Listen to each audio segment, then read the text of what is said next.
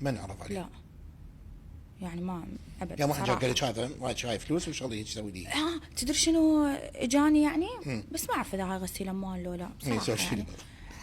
ها يعني احب الطريقه التحكي. ايه اجوي قالوا لي يعني ناس احس روحي قاعد بالهول. ها والله انا انسى هسه ناسي الكاميرا وناسي حياتي متابعين على راسي. مره اجوني قالوا لي نريد نفتح مركز باسمك. مركز كامل يعني يسوى ملايين الدولارات زين، وكل الاقسام وانت اللي تديريه وما ادري شنو. وشنو رايك وهاي. وممكن يكون مجالك كطب يعني. وهم يكونون يعني ايه يعني هم عليهم الفلوس وانا باسمي.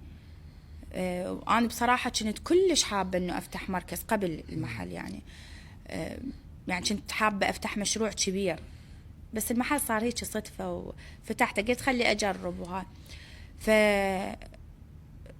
ما ادري خوفني الموضوع. ليش؟ خفت على اسمي لا اصير شلون جندي يمهم. تفهمني؟ انا ما احب اكون هيجي يعني. قلت عليه من انا خلي اجمع وبعدين اني من يكون عندي اسوي مركز اني بكيفي.